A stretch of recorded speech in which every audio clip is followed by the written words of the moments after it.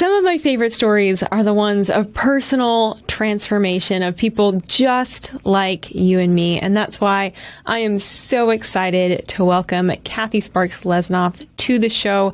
Kathy is the president and CEO of Mosaic Pregnancy and Health Centers in Illinois. I'm also so excited to welcome Alliance Defending Freedom attorney Alyssa Graves. Ladies, thank you so much for being here. It's great to be here. Thank you for having us. So, Kathy, I want to start by just asking you to share a little bit of your own story. You actually worked at an abortion clinic back in the 80s. Tell us a little bit about that clinic, what you were doing there, where it was. Just kind of share a bit of what you were doing at that clinic. Well, I had got involved in college 3 years into my nursing career. And during that period of time, I married my husband, Mike. And then we found out we were expecting a baby. And so knew that we just had to take a break from school. And then I needed to get a job to help pay down some student debt. So a friend of mine told me about an opening at one of the largest abortion facilities in the Midwest.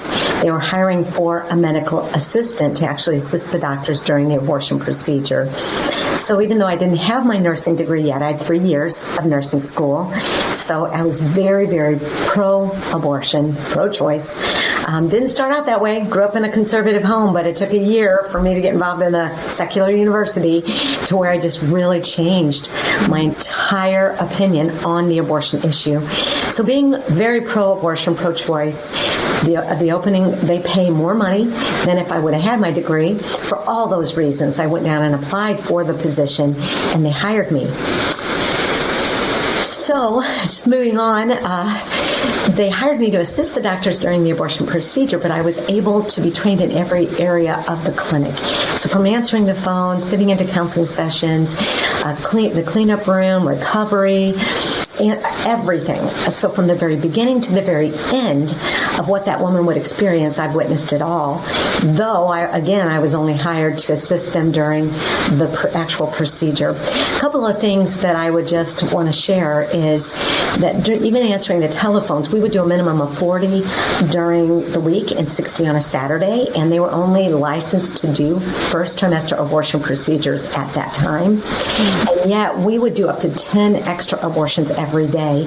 We didn't want them to change their mind, their parents find out changing their mind for them, or we didn't want them to cross the Mississippi River into the state of Missouri and get an abortion over there. So we would work up to 10 abortions a day. So we were, it was a big, huge money-making business is what it was. So they really didn't really care about the woman. They cared about how many abortions could they do in a day. And for you personally, working in that environment, did you really have a sense of, I'm helping women, I'm playing an important role here? What was the atmosphere like within the clinic? Well, there's a great amount of deception involved in these abortion clinics. There really is. I think when I got involved in the abortion industry, I did believe that I would be helping women. Certainly back then, they did not have technology. Science wasn't what it is now, so ultrasounds weren't included then. So we didn't know when I got involved. But being involved, I saw arms and legs, babies. I saw that. And yet my heart was very, very hard. The money is huge, and you're trained a particular way. And again, I was very, very deceived. So I think I did think I was helping women, but I also know that there were babies there in that way. Yeah. And during that season of your life, I know you talk about that there was a lot going on in your personal world as well, that it was a really challenging season for you at home. Talk a little bit about that. Well, my husband and I hadn't been married very long, had a newborn baby, and we had a lot of marital issues. And so Mike had actually forced me to file for an uncontested divorce. All my friends were now graduating from college. I was still a year out. My father had passed away. He was an alcoholic, drank himself to death, so that was very difficult. So I really was suffering with deep depression. Went over to my mom's, had this great plan that the next day was the divorce. After the divorce, I would move back home. and with the baby and then go back to school. But she just said no. She just said, nope, Kathy, you've made your bed. Now you need to sleep in it. And that was devastating for me. So I went back home with my little newborn baby. And at that time, my husband was a police officer and he was working midnights. But I made a plan that night that I would take my life. And so I waited till Shannon was deeply in her sleep. And I literally put a gun up to my head and pulled the trigger. And the gun didn't go off.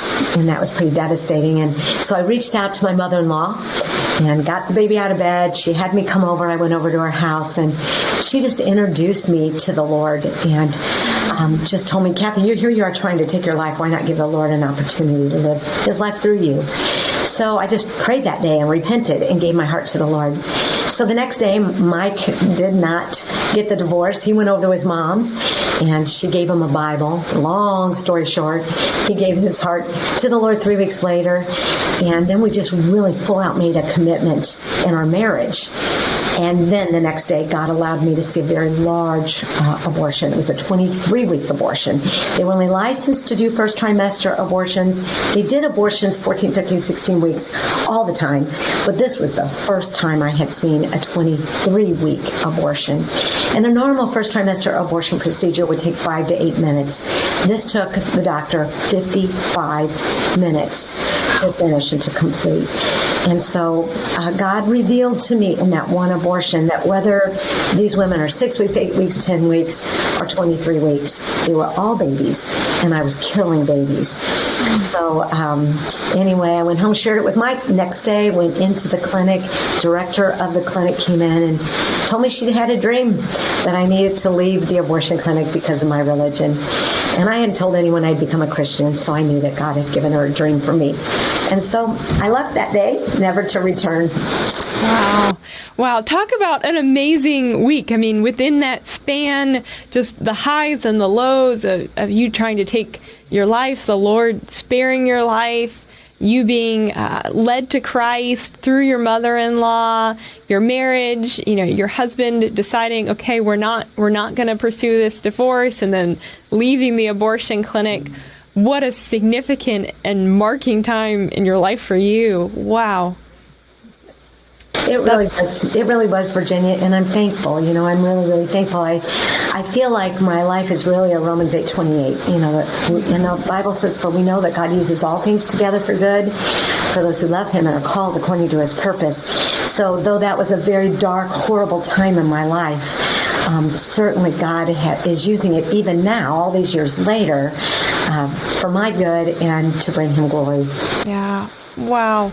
So you walk away from that job at the abortion clinic. You have this kind of new understanding of life and what it means to live life and embrace life. What was then your journey to founding your own pro-life pregnancy center, the Mosaic? How long of a period of time kind of went by before you started the center? Great question. 5 years. It was a long time. Once my husband and I got out of the abortion industry, of course I repented for everything that I had been a part of there. But I had a lot of shame, a lot of guilt. I was embarrassed, had a very difficult time sharing with anyone that I had been involved in such darkness. And so then a friend of mine had talked to me about forgiving myself. And I realized I had a lot of unforgiveness toward myself for what I had done. So I made a decision to forgive myself, and I happened to be at a Bible study. Someone mentioned abortion.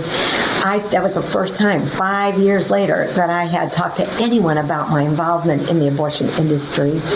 And so someone in that room actually connected me with someone who asked me to share my testimony. I began speaking for a year, and then my path was crossed with 5 other believers, and we began what is now known as Mosaic Pregnancy and Health Centers. My heart was really to help the woman who would find herself in an untimely pregnancy. Certainly my knowledge of the inside of the abortion industry, I knew that I could take that knowledge, and if we could just empower women with truth, free services, alternatives to abortion in a loving, caring, Christian environment, we felt like they probably choose life. And most of them do. So I love it. So tell me a little bit more about the work that you all do. You're based in Illinois. About how many women are you seeing on a regular basis? And then tell me a little bit more about the services that you offer those women. Sure. We are in the state of Illinois. We have 2 brick and mortar buildings, offices, and then we also have a mobile medical unit. Our mobile medical unit is actually parked right next door to the Planned Parenthood in Fairview Heights, Illinois. So we're there 5 days a week.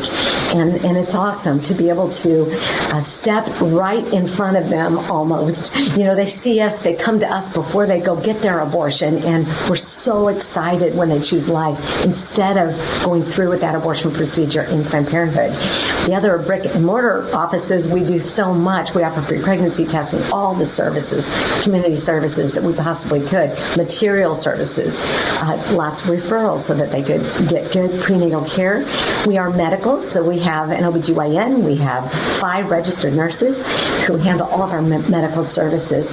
We're a Christian organization, and so we are affiliated with the state of Illinois as an educational and a religious organization. And so we're able to offer those medical services all free and confidential, and we also are able to share the gospel with them as well. And where does the name come from, Mosaic? Mosaic. Well, we did a name change many years ago because we were offering so many services, and you know, a mosaic picture, there are many parts, and when they come together, they make the whole picture. So a lot of these women who are in very difficult stages of their lives, their lives seem shattered. But through Christ and through us just being vessels, we're able to see God put all these pieces back together. Plus, we're diverse. We serve a great diversity of clients. We're diverse in our Christian beliefs. We're just all Christians. So in many ways, that mosaic, making that picture, and you stand back and look at it, it's a beautiful thing. Oh, I love that. That is beautiful. Alyssa, I want to get you pulled in here in this conversation. So back in 2016, Illinois passed a law that required all pregnancy centers to refer women for abortions. Explain a little bit more about this law and its implications. So this law, SB 1564, requires pregnancy centers and any other pro-life medical professionals to essentially talk about the so-called benefits of abortion to every single pregnant patient. And if a woman asks about abortion, they have to be given a list of doctors that they think provide abortion. This is against the sincerely held religious beliefs of many of these centers, and it forces them to speak a message, the government's message, that they don't agree with, and it's just so clearly unconstitutional. Thankfully, for the time being, there is a court order that prohibits the government from enforcing it against anyone in the state of Illinois. Okay.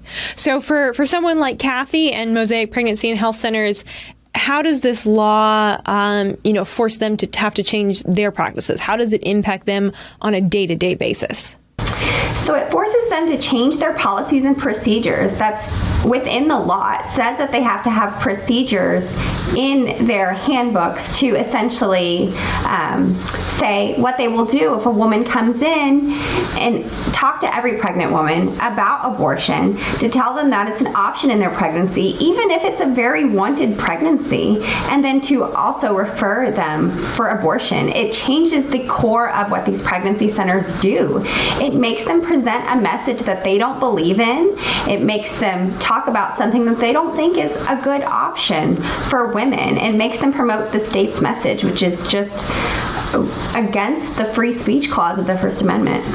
So this isn't the first time that we've seen a debate like this in America. California passed a similar law several years ago, but the Supreme Court actually struck that down. That was a big win for pro-life centers. So what are the differences between that debate in California and now what we're seeing in Illinois, and why doesn't, the Supreme Court's ruling in the case of California make it so that we shouldn't really be seeing this happen once again in a state like Illinois? The state of Illinois' law is even worse than the law that the Supreme Court struck down. There, it was essentially this every pregnancy center had to talk about that the state of California offers free or low-cost abortions and essentially providing free advertising for the abortion industry. Here, they're saying any pro-life medical professional, for every pregnant patient, they have to talk about the so-called benefits of abortion. They have to refer to abortion doctors. They have to change their policies and procedures. It's an egregious violation of the First Amendment.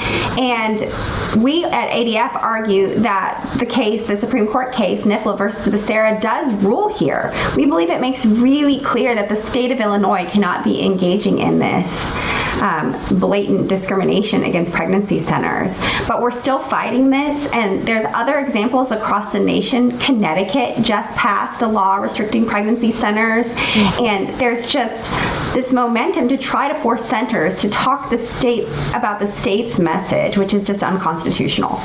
So share a little bit more about Alliance Defending Freedom's lawsuit in this case, where it stands right now. Obviously, Kathy is a part of this lawsuit, and I know this is a group lawsuit, so who else is involved? So we represent Kathy's center, Mosaic, and other pregnancy centers, as well as NIFLA, the National Institute of Family and Life Advocates, which also successfully challenged the California law. There's currently a court order in place that stops the government from enforcing it against not only our clients, but against anyone in the state of Illinois, which was a huge win. We are currently going through the discovery phase and the fact-finding phase, and hope to resolve at the district court level sometime within the next year. So Kathy, for you, why did you decide, okay, this is something that I need to take a stand on? I can't just sit back. Yes. For two main reasons for us, Virginia. The first, as I said before, we're licensed in the state of Illinois as a religious and an educational organization. So the first aspect of this, it was a violation directly against our freedom of religion. This would force us to refer for abortion, which is against the very core of who we are. We believe abortion takes an innocent life. We would never refer for abortion no matter what. But second to that it was a violation of our freedom of speech. So to be able to provide the so-called benefits of abortion, we would never do that. So the government, in essence, was forcing us to lie to our clients. Being involved in the abortion industry, I can address that. There are no benefits to the abortion procedure. Abortion hurts women. It does not help women. It hurts women. So we would never lie to our clients by providing so-called benefits of an abortion procedure. Wow. And Alyssa, are you optimistic that we're going to see this case move forward in a positive way? So currently, like I mentioned, we do have a court order in place that is very protective of our beliefs, and we hope that the Supreme Court's ruling in NIFLA versus Becerra in California will help us to uphold this right to free speech in this case as well. Yeah, that's so critical. Well, Kathy, I would love to toss it back to you and just ask you to share a little bit. We heard at the beginning of our conversation about your journey, and you had your child. You chose life for your child. Share a little bit about your family now, if you would. Well, Mike and I were married 36 years, and after an 11-year cancer battle, he went home to be with the Lord. But just really thankful that God gave us 4 more children. I have 16 grandchildren, 2 years being widowed, and did get married again. So very blessed to be able to experience a second happy marriage. So that's been really wonderful. And I'm just really thankful for the work of pregnancy care centers all across the United States. And Virginia, we're just one. We're one of 3,000 pregnancy resource centers that offer free and confidential care to women who find themselves in an untimely pregnancy. And so I'm just really thankful for this opportunity opportunity to be on this podcast today, to be able to encourage your listeners, everyone that will be viewing and listening, about the work of pregnancy resource centers and Alliance Defending Freedom as well. Yeah, no, both Alliance Defending Freedom and the pregnancy centers, yours, Kathy, and the many, many all over America. You all are doing such critical work, really being hands and feet on the ground, impacting the lives of women, supporting them. Kathy, before I let you go, I do want to ask you one question that we love to ask all of our guests on this show. We get so many different responses, and that's, do you consider yourself to be a feminist? Yes or no? Why or why not? Oh, that's a great question. I am. I'm a feminist in the fact that I'm a woman. And I'm just really thankful that God created me as a woman. I embrace my femininity. And so as a woman, I would say I'm a feminist. I think that you can be a feminist. You can be pro-life. You can be pro-woman. You can be pro-work. And you can be pro-mother. And you can do it all. And so I'm very thankful that I've had the opportunity to work full-time and be a mom and raise my 5 children and just continue to do what God's called me to do. So I would say yes. I love it. Well, ladies, thank you both so much. We're going to continue to follow this situation in Illinois, follow this case, but really appreciate, Kathy, the work that you're doing to impact women. Alyssa, the way that you are standing for justice, you're standing to uphold the rulings of the Supreme Court. And so we just thank you both for your time today and for all the work that you're doing. Thank you, Virginia. Thank you so much for having us.